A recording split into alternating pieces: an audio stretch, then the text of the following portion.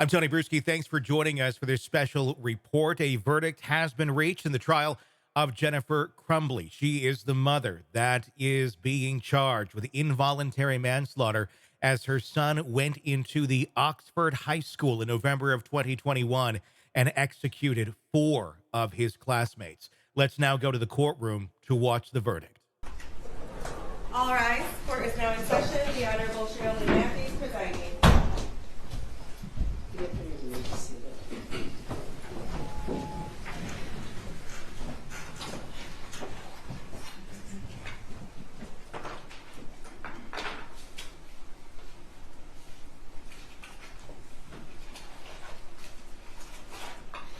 Your Honor, calling People v. Jennifer Crumbly, case number 22279-990, FH.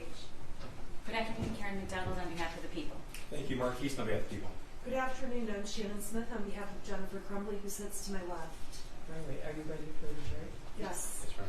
All right, I'm going to ask when the jury reads their verdict. After that, I want everyone to remain seated. All right.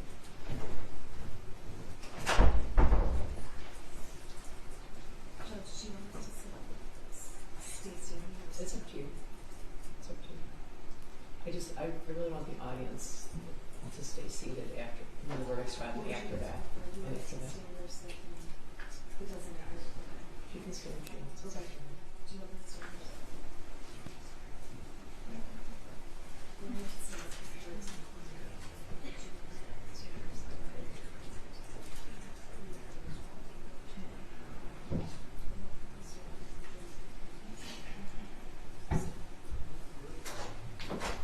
All rise for the jury.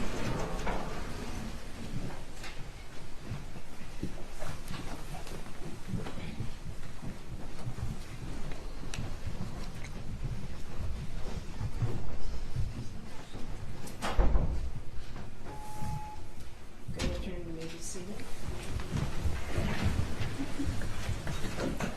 Ladies and gentlemen, I've been informed that you have a verdict. Is that correct? That is correct. Are you the correct person? I am. Could you please read your verdict? Individually? Sure. Okay. On count 1 of involuntary manslaughter as to Madisyn Baldwin, we find the defendant guilty of involuntary manslaughter.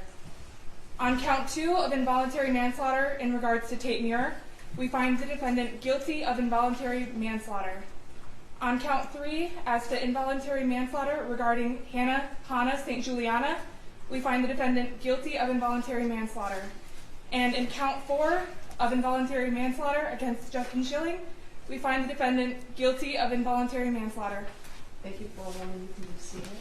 And I'm going to ask Ms. Williams to hold the jury. Juror in seat number 1, was that and is that your verdict? It is.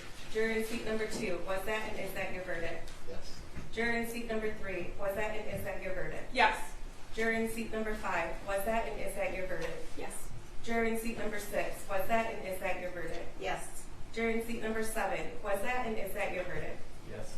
Juror in seat number 8, was that and is that your verdict? Yes.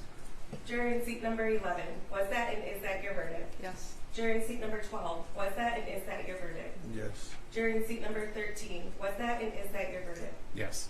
Juror in seat number 14, was that and is that your verdict? Yes. Juror in seat number 16, was that and is that your verdict? Yes. Thank you very much, ladies and gentlemen. We all know that this is one of the hardest things you've ever done. I'm going to ask you to return to the jury room. The 2 remaining alternates are also going to join you, and I'll be with you in a few minutes. Thank you. Thank you. All rise for the jury.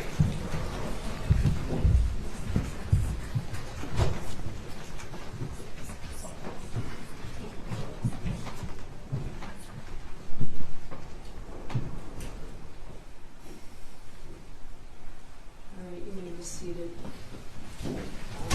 Time as we vote, and I'm considering April 9th at 9 o'clock in the morning for sentencing with that. That should be fine, Judge. Thank you. Ms. Smith. April 9th at 9 o'clock is fine, thank you. All right. I'm going to ask that everyone remain seated while the defendant is taken out of the courtroom. All right? All rise.